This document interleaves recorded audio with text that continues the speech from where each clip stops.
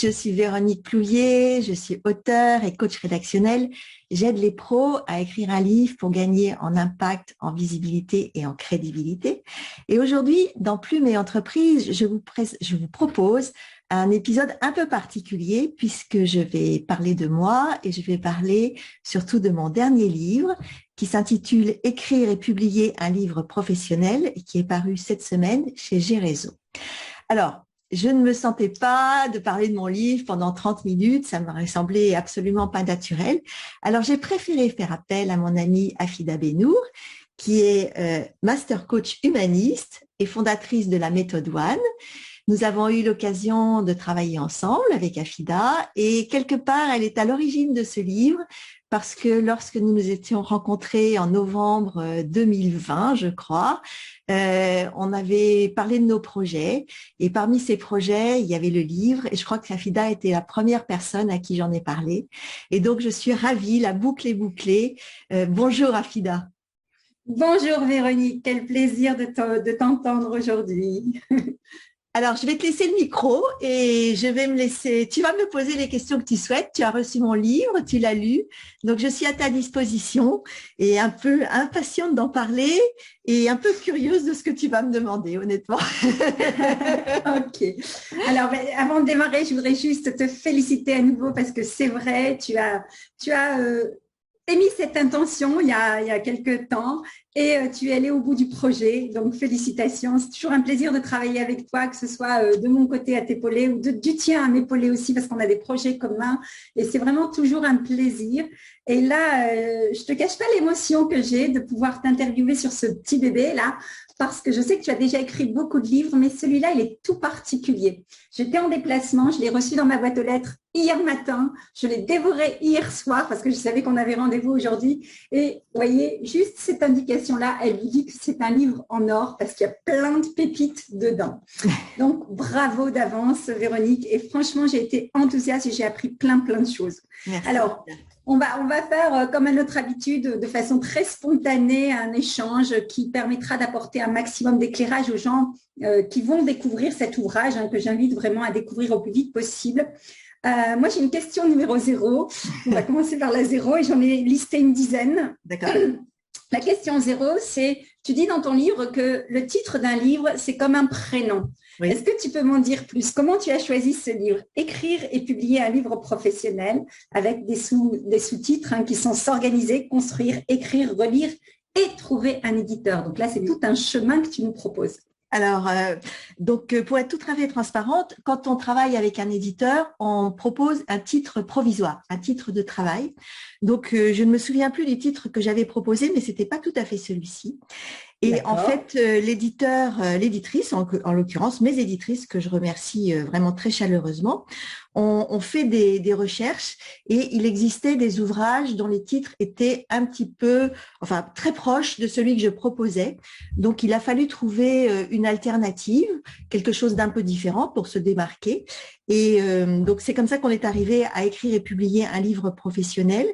Et ensuite, le s'organiser, construire, écrire, relire et trouver un éditeur, en fait, reflète le sommaire.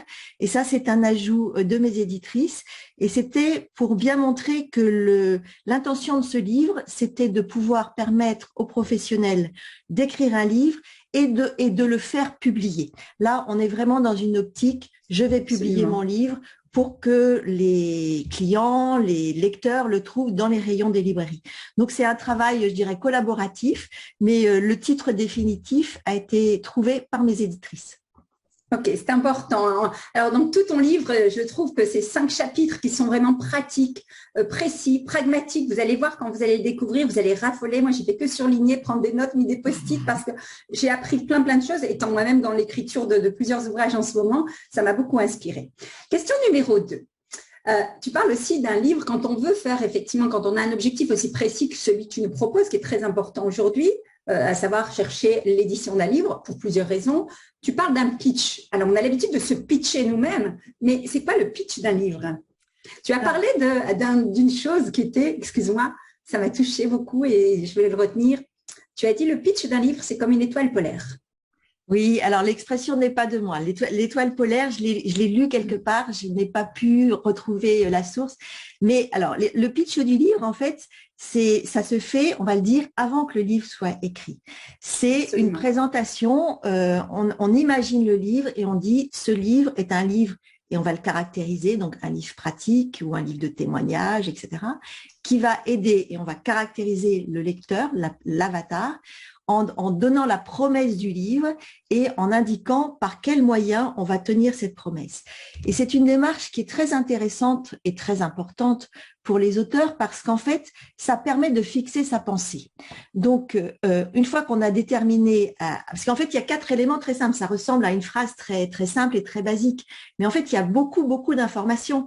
Vous avez choisi votre positionnement, vous avez choisi votre lecteur cible, vous avez choisi la thématique du livre La Promesse et vous avez choisi ce que vous allez dire, les outils, ce que vous allez apporter d'innovant, ce que vous allez dire dans le livre.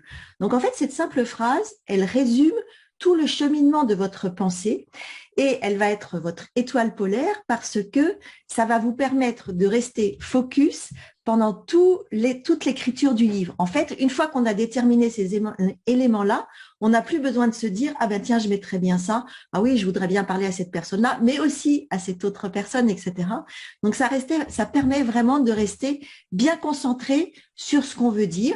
Et lorsqu'on va s'adresser… Alors, c'est d'abord un outil pour soi, pour l'écriture. Et puis, lorsqu'on présente son livre à un éditeur, très souvent, le livre n'est pas encore écrit, comme ça a été mon cas.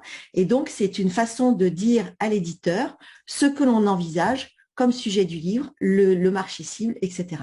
Donc, c'est vrai qu'on a l'habitude de se pitcher pour se présenter. Là, c'est un petit peu… on va présenter un livre qui n'existe pas encore, mais on y a déjà suffisamment réfléchi pour pouvoir en parler avec assurance. Mais c'est génial parce que moi qui ai plusieurs projets d'écriture en cours, je me rends compte que là, je me suis notée en action corrective de revoir le pitch parce que je l'avais écrit et j'avais oublié alors que c'est primordial, c'est un peu comme la boussole. Absolument. Alors, question numéro 2, je trouvais ça passionnant. Question numéro 2, tu parles de planning. Enfin, il y a vraiment toutes des astuces parce qu'on est vraiment dans l'avant, la préparation, cette phase de préparation qui est primordiale. On est dans le pendant et on est dans la projection après avec l'édition. C'est un petit peu comme ça que j'ai vécu la lecture.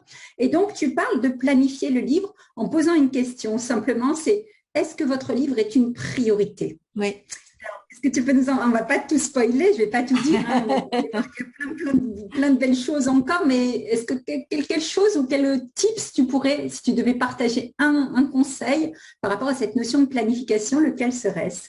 La question est bonne parce que en fait, alors moi j'accompagne des auteurs depuis longtemps. Bien sûr. Et en fait, écrire un livre, c'est pas compliqué, mais ça demande de l'investissement et en particulier un investissement de temps. Donc à partir du moment où on n'est pas, pour de multiples raisons, la vie, l'activité professionnelle, etc. Mais à partir du moment où on a soi-même conscience que le livre va difficilement trouver sa place dans son planning, à ce moment-là, moi, mon conseil, c'est quand même qu'il faut mieux reporter parce que ça va être décourageant de se lancer dans une aventure qu'on n'est pas certain de terminer. Donc voilà, c'est aussi une réflexion. Est-ce que c'est le bon moment pour écrire mon livre? Moi, j'ai pour ce livre, on en a parlé en novembre, de janvier à juin ou juillet, c'était pas le bon moment. C'était dans un coin de ma tête, mais je n'y ai pas pensé. Et à partir du moment où je me suis dit, je peux le faire. Hop, j'ai écrit ma proposition éditoriale et le livre a été écrit en 3 mois. Mais parce que il y avait l'espace pour le faire. Donc, c'est important aussi de se demander, alors priorité, tout est relatif. Je m'adresse à des professionnels. Donc là, bien sûr. Toujours le business, évidemment.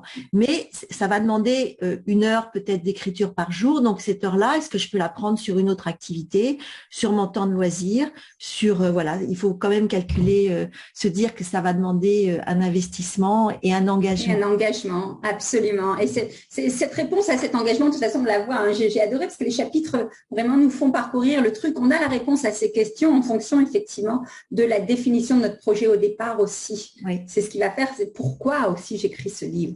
Super. Alors, tu nous parles dans la continuité de quelques peurs qui vont pouvoir être des obstacles à l'écriture d'un livre, des peurs fréquentes. Toi qui as rencontré nombre d'auteurs, tu nous parles de différentes peurs. Si tu devais en exposer une, hein, il y en a plein qu'on vous laisse découvrir dans le livre, mais la plus fréquente, selon toi, c'est laquelle? Alors, d'abord, je voudrais remercier, j'avais fait l'interview de Marie-Lise Laroquette dans un podcast qui est sophrologue et qui avait expliqué les peurs qu'un auteur pouvait rencontrer. Et donc, je la remercie d'être intervenue parce que ça a aussi nourri ma réflexion pour ce livre. Absolument. Mais tu as raison. Donc, alors, une peur, qu'est-ce que je pourrais imaginer comme peur, en mettre une en avant?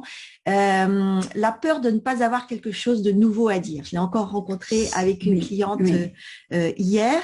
Alors ça, c'est une peur très fréquente parce que quand je commence un accompagnement, je dis souvent aux futurs auteurs d'aller physiquement en librairie et de regarder les livres qui sont déjà édités sur la thématique qu'ils envisagent.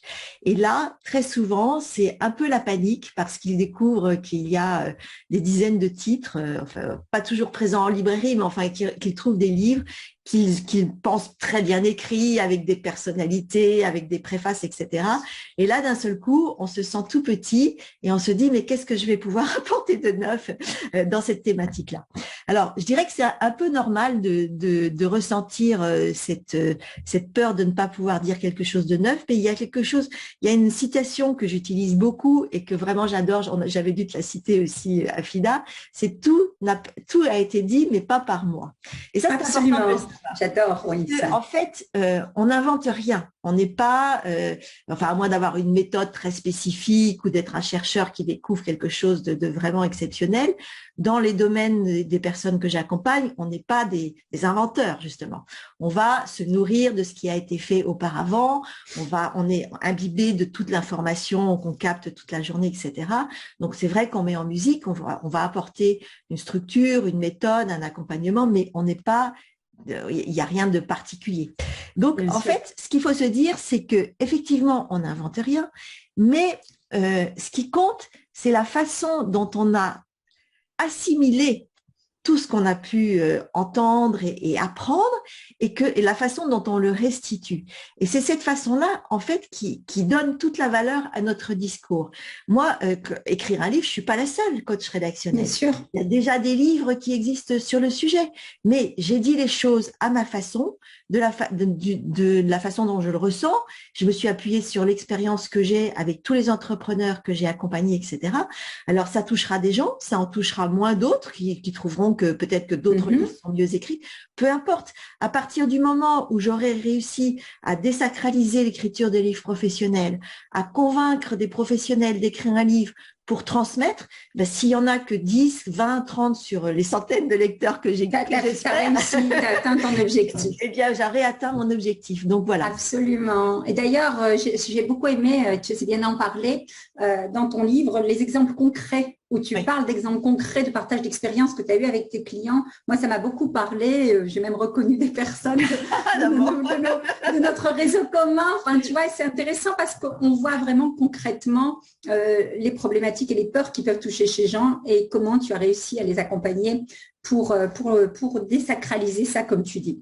Et c'est vraiment vulgarisé au point que c'est compréhensible par le plus grand nombre, je trouve, de mon point de vue. Alors, tu parles aussi dans le chapitre de s'organiser au démarrage.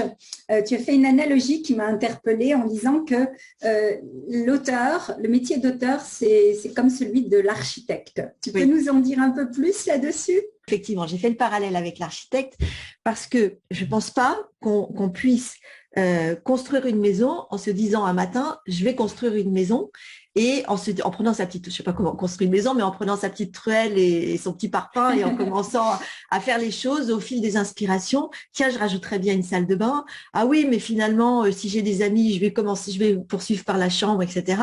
Est-ce que je fais un chalet? Ah oui, mais j'ai vu dans un magazine de déco qu'en fait, les maisons de plein pied, c'est vachement bien, etc. Donc non, en fait, un architecte fait un plan, il étudie la nature du terrain, il étudie les besoins besoins de la famille et il étudie les envies de la personne qui commandite, qui commande cette maison. Donc l'auteur, c'est la même chose. Il va étudier son environnement, donc on étudie le terrain, il va faire un plan, donc c'est vraiment le plan de la maison, en tenant compte de ses envies à lui, ce qu'il a envie d'avoir comme produit final, des exigences de l'éditeur, puisque là on est dans le cas d'une recherche d'éditeur, et puis des besoins des lecteurs, parce qu'il ne faut jamais oublier les besoins des lecteurs, parce qu'on parle quand même de ça. Un livre, c'est pour répondre à un besoin. Donc, voilà pourquoi j'ai pris cette j'ai beaucoup aimé cette analogie. Et donc, justement, tu nous fournis des réponses. Moi, j'ai été éclairée sur les styles de livres, etc. Mais pareil, là, on ne peut pas tout vous dire et vous allez le découvrir au fil des pages. Et j'ai vraiment adoré. Et notamment, il y a une petite subtilité qui peut être intéressante pour partager un maximum de valeur dans cette interview. C'était, tu fais la nuance entre le sommaire, justement, et la table des matières. alors ça, c'est un peu anecdotique, mais en fait, c'est une question qui revient très souvent dans les échanges avec les auteurs. Absolument. En fait, c'est une différence qui s'efface de plus en plus, en réalité. Ah, ok. Voilà, une table des matières, en fait, même je ne sais même plus si c'est au début ou la fin. Il y en a une qui est au début et l'autre qui est à la fin. En fait, Afida… Tu dis la table des matières est à la fin. Alors, je l'ai lu hier, donc je me souviens. Le sommaire est au début du livre et il est relativement concis, c'est-à-dire il va y avoir le nom des chapitres, etc., des parties et des chapitres. Et la table des matières est à la fin du livre et elle est très détaillée. Ça, c'était historiquement, enfin, à l'origine, c'est comme ça. Sauf que maintenant, ça évolue. Pourquoi ? Parce que Internet a tout modifié dans notre façon de vivre. Et quand on va sur Internet, je vous apprends rien, quand on veut feuilleter un livre, quand un livre nous intéresse, on a la possibilité de le feuilleter et donc on arrive sur la table des matières. Enfin, on devrait arriver sur le sommaire qui est… Mais maintenant, on arrive sur la table des matières, oui, bien sûr. Les éditeurs font un peu un mix, donc ils appellent ça sommaire, mais il y a un sommaire détaillé qui est en réalité une table des matières. Donc c'est pour ça que je dis que maintenant, la subtilité, la différence s'efface. Je trouvais ça intéressant. Façon de naviguer sur Internet, oui. Ouais, et on a le même phénomène avec les bonus. À un moment, tu nous parles des bonus, c'est la question numéro 6. C'est très intéressant parce que quand on édite un livre aussi, c'est pour derrière drainer une communauté ou se développer en marketing. Enfin, il y a différents objectifs. Et souvent, les auteurs maintenant mettent des bonus dans leurs livres. Et moi, récemment, les derniers ouvrages que j'ai pu acheter ou commander, les bonus se trouvent aussi au début du livre. Oui. Parce que parfois, on se rend compte que certains lecteurs ne vont pas aller jusqu'à la fin du livre. Et donc, finalement, c'est plus intéressant de mettre un QR code, n'est-ce pas, un bonus. Tu peux nous donner quelques exemples de bonus que tu recommandes ? Alors là, par exemple, dans le bonus du livre, c'est 10 conseils pour promouvoir son livre. Mais on peut mettre, j'ai des clients qui ont mis des méditations en audio, j'en ai d'autres qui ont mis des tableaux Excel lorsque c'est évidemment en rapport avec le sujet. Il peut y avoir un chapitre supplémentaire, il peut y avoir des vidéos. Après, tout est possible en matière de bonus à partir du moment où ça apporte de la valeur et à partir du moment où c'est en adéquation avec le sujet du livre. Et moi, ce que je préconise… C'est la finalité, ouais. Exactement. Et ce que je préconise, alors le petit conseil, c'est de se servir de tout le matériel qu'on a déjà. Quand on est pro, on a souvent déjà des documents ou des vidéos ou de l'audio que l'on peut exploiter et qui est tout à fait en rapport avec le sujet du livre la plupart du temps. Donc, c'est aussi une bonne façon d'offrir de la valeur sans se donner un travail supplémentaire à créer un bonus très compliqué. Bien sûr.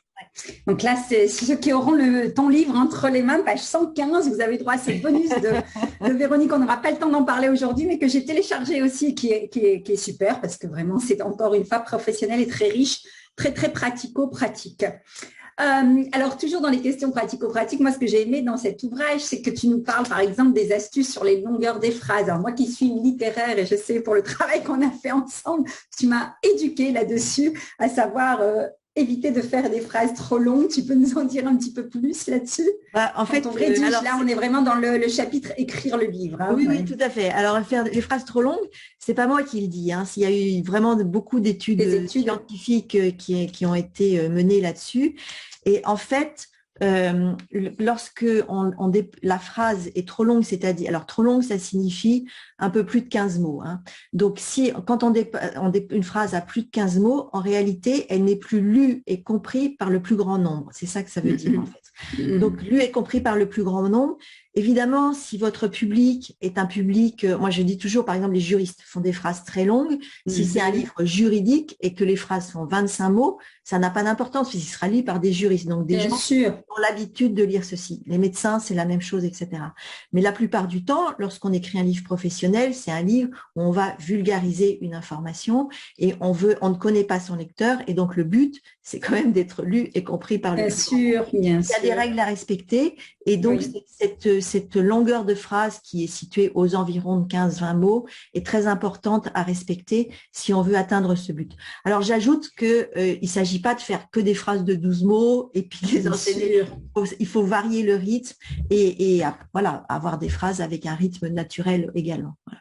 Absolument, mais c'est très intéressant et tu nous détailles ça avec le taux de mémorisation ou le taux de lecture. Quoi. On passe de 100% quand on est sur une moyenne de 12 mots. Si on est sur des phrases de 40 mots, le message entier va être perçu à 30% seulement. Donc, c'est quand même important. J'ai trouvé que ce tableau, là où tu nous en parles, c'est très intéressant. Oui. Alors, en fait, j'ai essayé de documenter.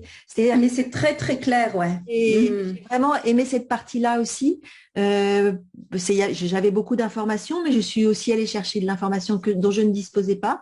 Donc, en fait, c'est ce que je préconise. En fait, écrire un livre, ça permet aussi d'approfondir son expertise. Et ça me semblait important dans la mesure où je m'adresse à des professionnels, de pas dire comme ça, faites des phrases courtes, c'est ce qui fonctionne le mieux. En fait, moi, j'aime bien expliquer pourquoi ça fonctionne et les vraies raisons qu'il y a derrière cette préconisation. Oui, moi, c'est tout à fait ce qui m'a accroché, vraiment. Hein. Alors, tu parles aussi, comme je suis curieuse, de un moment, tu dis, voilà, on arrive au moment où on est en relation avec l'éditeur et souvent, les auteurs se posent la question, bah oui, mais je ne suis pas connue. Oui. Est-ce que je suis suffisamment légitime pour qu'un éditeur accepte d'éditer mon livre? Alors, tu dis connu, non, mais légitime, oui. Est-ce que tu peux nous dire ou nous partager 2 ou 3 astuces? Comment on peut se sentir légitime? On est légitime quand on est comment dire, expert dans son domaine. À partir du moment où on a une activité qui fonctionne, qu'on a des clients, qu'on connaît son sujet, qu'on va apporter quelque chose, que notre voix peut apporter quelque chose à un public, on est légitime. En vérité, c'est la première chose que va regarder un éditeur. C'est-à-dire que moi, Véronique Ploulier, si demain je décide d'écrire un livre sur, je sais pas, la pâtisserie, je n'ai aucune chance d'être éditée, c'est évident. Mais là, avec le nombre d'ouvrages que j'ai écrits, avec le nombre d'entrepreneurs que j'ai accompagnés, etc., la légitimité, en fait, même si moi aussi je me suis posé la question, je suis pas différente des autres auteurs, on a toutes ces interrogations, je les ai eues à un moment ou à un autre. Bien sûr. Et à partir du moment où on peut annoncer des chiffres et de l'expérience et montrer qu'on connaît son sujet, oui, on est légitime. Et l'autre point, c'est est-ce qu'on peut apporter quelque chose d'innovant? Ça, c'est aussi important. Oui, l'innovation est importante. Oui. L'innovation, l'unicité. Tu parles d'ailleurs du fait que tu nous as donné des chiffres clés, comme quoi, rien qu'en 2020, il y a eu 38 000 nouveaux livres qui ont été publiés. Et donc, ça veut dire aussi que si on a un caractère unique, qu'on a vraiment cherché et qu'on a exprimé son style, tout ça, c'est déjà bien. Donc, on est passé par toutes les étapes dont tu nous partages tous les secrets dans ce livre, à savoir bien préparer, bien savoir quel est notre positionnement, faire les recherches qu'il faut, utiliser le bon style, la bonne forme, le bon fond, etc., etc. Enfin, toutes les étapes qu'on a vues. Taper à la bonne porte du bon éditeur, mais c'est encore une fois, même arrivé là, même si tout est parfait, c'est pas encore gagné. Et derrière, il y a aussi cette histoire de promotion. Tu peux nous en dire un peu plus? Oui, c'est pas encore gagné parce qu'il faut se faire éditer. Il y a quand même, on va dire la vérité, 99% des manuscrits qui sont refusés. Donc, tout secteur confondu. Il existe des milliers d'éditeurs en France et en région francophone, et il existe surtout des éditeurs qui sont spécialisés dans certains domaines. Dans certains secteurs, oui, absolument. Quand on écrit un livre professionnel, en fait, l'idée, c'est d'aller taper à la porte des éditeurs qui ont déjà des collections ou des ouvrages dans la thématique que vous traitez, parce que déjà, ça va faciliter des choses. Alors ensuite, la promotion, oui, il faut promouvoir son livre, c'est le travail de l'auteur, oui.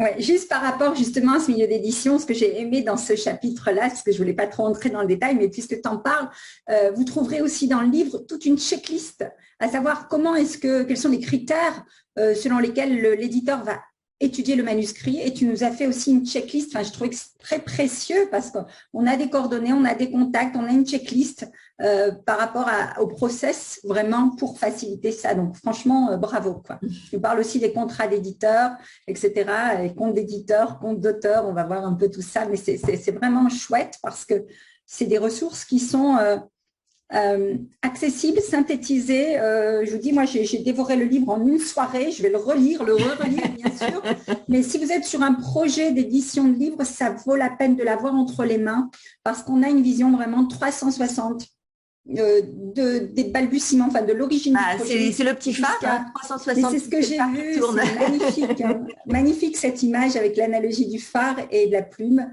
Bravo, quoi. Donc, tu parlais effectivement, on parlait de la promotion pour terminer peut-être sur ce panorama. Et dis-nous un peu, qu'est-ce que tu as envie de nous dire? Je ne vais pas dévoiler parce que c'est le bonus du livre. Donc, mais ce que je peux dire, c'est que en fait, l'éditeur va se charger d'une partie de la promotion, c'est-à-dire qu'il fait un communiqué de presse, qu'il va communiquer à ses différents fichiers, etc. Absolument. Mais il n'en demeure pas moins que la majeure partie de la promotion, si on veut vendre le livre, si on veut le faire connaître, revient et de la responsabilité de l'auteur. C'est une de mes clientes qui avait publié son livre, qui disait qu'en fait, un livre a du succès à la mesure de l'amour qu'on lui porte. Et ça, c'est chouette, toi qui est dans l'amour. Ah oui. Et dans le cœur, ça te parle. En fait, plus on va s'occuper d'un livre et plus il sera, plus on va le vendre, voilà. Donc c'est très important de s'investir.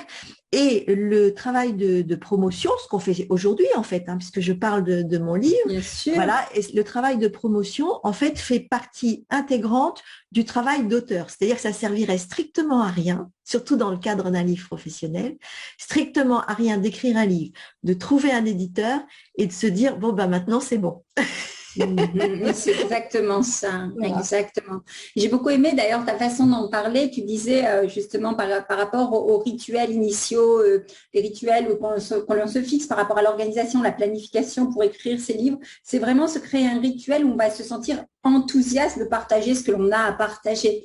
Et ça m'a vraiment touchée et parlé parce que c'est un peu tout l'amour qu'on veut mettre, cet amour du partage qu'on a envie. On n'est pas focalisé sur soi, est-ce que je fais bien, est-ce que je ne fais pas bien, comme tu disais, c'est de la technique et tout le monde, s'il est discipliné, peut écrire un livre. Par contre, c'est quelle énergie on va mettre dedans parce que ça va se sentir.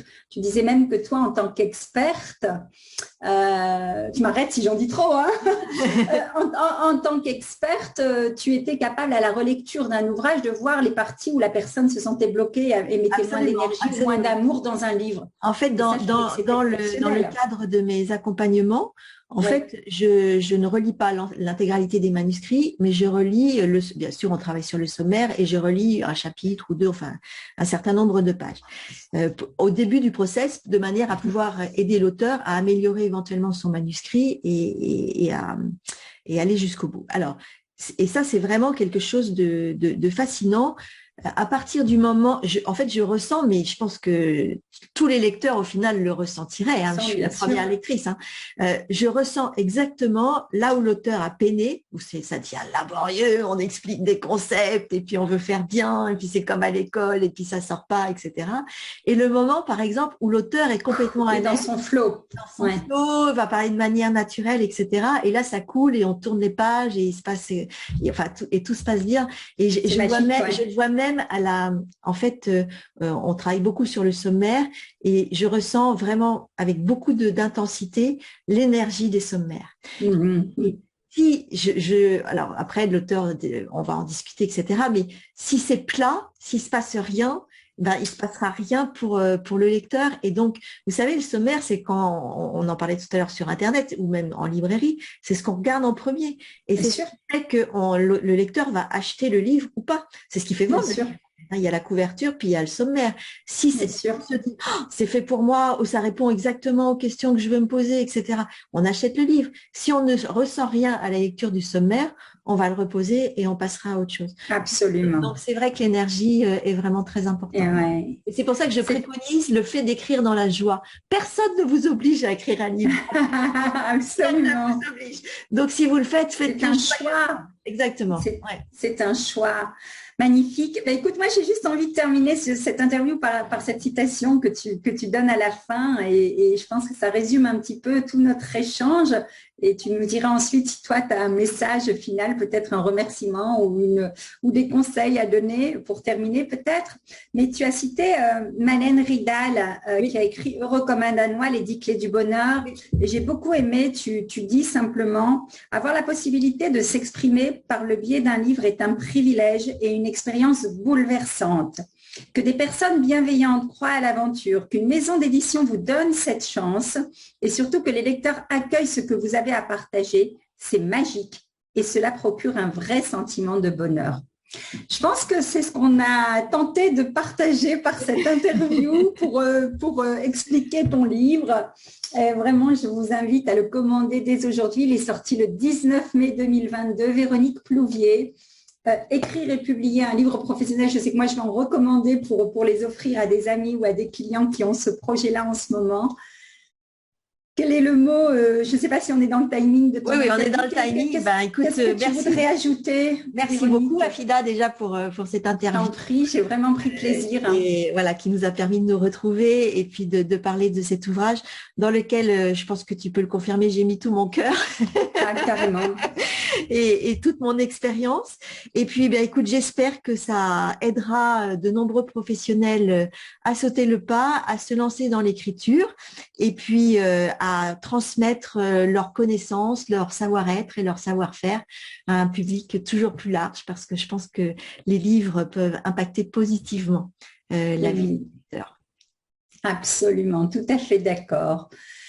Merci Véronique pour ce partage du cœur. À très bientôt. Merci Afida. Et n'oubliez pas. Voilà. À bientôt.